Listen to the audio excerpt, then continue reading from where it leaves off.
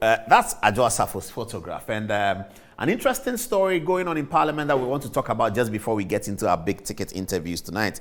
We all know about the conversation about Sarah Adwoa Safo's continued absence from Parliament and how Parliament deals with it. She was not the only person who was flagged for absenting herself from the Legislative Assembly. It included Kennedy Japan, her baby father, and also other MPs. Some of these MPs have been interviewed by the Privileges Committee and they've been extended a pardon. Now, Sarah Adwoa Safo has not appeared before the committee, never at all has she, upon, I believe, 2 or 3 invitations. Today, at the conclusion of the committee's meeting, it was widely reported by the media that the committee has declared Adom-Otchere, the seat that Adwoa Safo occupies, as vacant. And therefore, they're going to write to the clerk of Parliament, who will then write to the Electoral Commission, which is the regulation. That's the procedural regulation. That's what has to be done for Ghanaians to be told that the seat is vacant. And then an election is called maybe a month or 2 after the declaration of the vacancy of the seat. Parliament are, however, not united in the understanding that Adom-Otchere seat is vacant. The National Democratic Congress, the minority in Parliament, is insisting that you need to hear from Adwoa Safo first. The fact that she has not been able to attend our meetings, it doesn't mean that you can declare the seat vacant. Now, this is NDC people who are, of course, in opposition to Adwoa Safo, who are insisting that you cannot take her out of Parliament. I mean, one would have thought that they will be insisting that the rules have been breached and that the majority should follow the rules. But they are saying that you cannot take Adwoa Safo from Parliament until you've heard from her. The majority on the other side, who is Adwoa Safo's people, they are NPP people, they are saying that the seat is vacant because she's not there. I'm going to show you why, in terms of mathematical calculation and political fortunes, why that is important to the NDC and why the other argument is very, very important to the NPP. So here's our friend Sarah Adwoa Safo in your shot there. Okay, let's get the next photograph. And then, so this is what I'm looking for. So this is the situation of Adom-Otchere at the end of close of poll and the announcement of poll in election 2020. Sarah Adwoa Safo polled 75,041, representing 58.35 of the votes in Adom-Otchere. Okay, Faustina Elik Plim Akurugu polls 52,262, representing 40.64% of the vote. In a parliamentary contest where one candidate, like Adwoa Safo did, is securing 58%, you will call that a landslide victory and you will indeed call that a safe seat. But keep your eye on this one, and then let's move to the next photograph, which shows the presidential results. Keep your eye on Adwoa Safo, 75,041, representing 58%. And now here's the presidential results. Okay, Adom Akufo-Addo, the NPP's candidate for 2020, polls 78,464, polling 60% of the votes, doing slightly better than Sarah Adwoa Safo, the Member of Parliament. And then over here, President John Dramani Mahama polls 50,136, representing 38.71 share of the vote. So that's the situation in Adom-Otchere constituency right now. Now, Parliament has 137 National Democratic Congress elected and 137 New Patriotic Party elected. Then there's an independent candidate who has decided to sort of do business with the NPP, and so they call them the majority group. So you cannot call the NPP the majority party. No, you can't. You cannot call them the majority party. You can call them the majority group, okay? Now, the numbers machinations in Parliament now look like Adwoa Safo doesn't show up in Parliament. She doesn't come. So all the time, the 137 for the NPP should be thought of as a 136 plus the Formina guy, the independent. That makes them 137. Whereas NDC is 137. So the New Patriotic Party and the government have been very interested in the court case about Kwesi, who is Member of Parliament for Asin North, whose seat has now been sort of taken from him with an injunction, and a by-election is being prepared. So with Kwesi out, then you're going to have 136 and 136. Kwesi out, Adwoa Safo out, 136, 136. And then you're going to have the independent NPP still get +1 vote, even when they should have been getting +2. So that's the argument. Okay.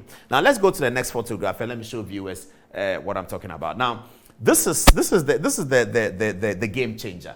This man here is the game changer.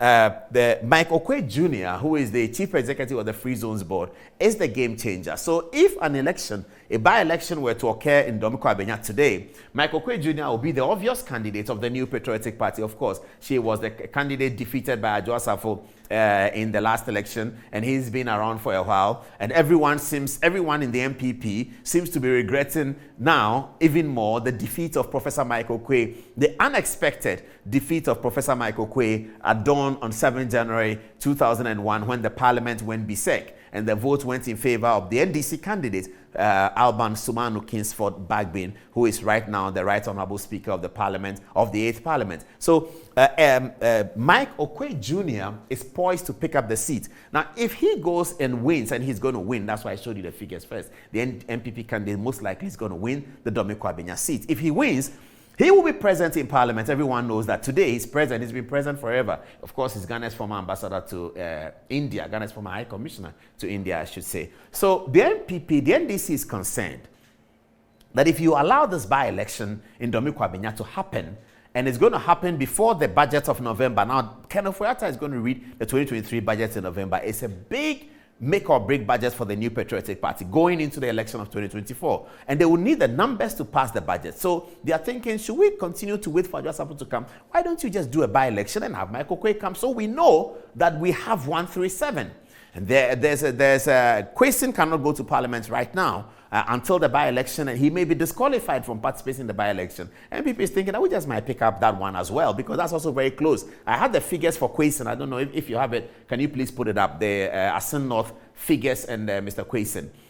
No, I don't. So this is Adwoa Safo and Michael Quay Jr. So Adwoa Safo out, Michael Quay Jr. in is what the NDC is hoping they can push away for a very long time so that it doesn't happen. Because if that happens, then the NPP have the full complement of the 137.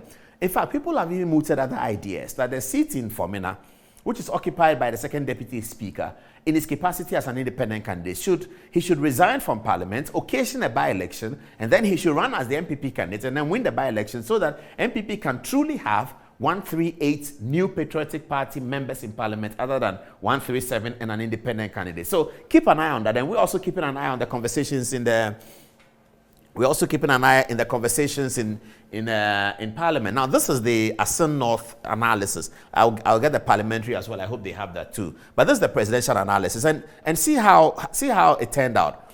In Asin North, where the NDC candidate, Mr. Quayson, won the parliamentary elections, this is how the presidential election looked.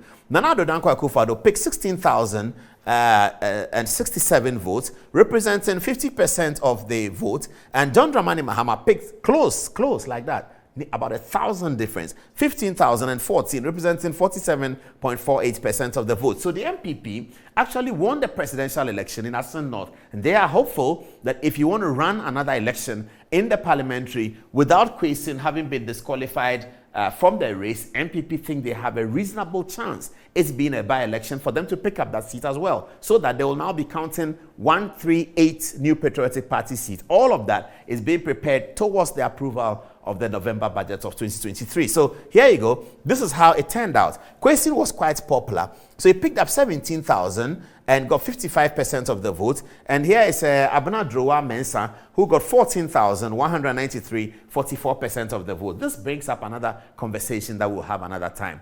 Why should some constituencies be so big and some so small? Really, it's unfair, isn't it? Because here is the lady who lost to Adwoa Safo.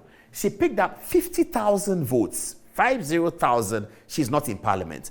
Quayson got 17,000 and is in Parliament. So 50,000 Ghanaians voted for an individual, she's not in Parliament. 17,000 Ghanaians vote for another individual and he's in Parliament. And one is Accra, one is Central Region. Really, we have to have a conversation about this. And that happens all the time. And I always say, may he rest in peace, Josiah Ayer was the first person who made the argument on Good Evening Ghana sometime in 2005. And he told me that he pulled 35,000 in Dansoman constituency, and he's not in Parliament. And Ameletego won the seat with 45,000. He got 35,000. And guess what? The example he used was John Dramani Mahama. He said, John Mahama pulled 7,000 in Bole Bamboy. He's a member of Parliament. I got 35,000. I'm not a member of Parliament. And we have to have a conversation about that. In England and other places, it's 100,000 per constituency. If you say that in Ghana now, there will be a fight. I'll tell you about why there will be a fight later on. But this is the situation, and that is why the NDC is saying that leave Adwoa Safo alone, leave her in parliament, you cannot take her out. And the NPP saying, hey, it's time.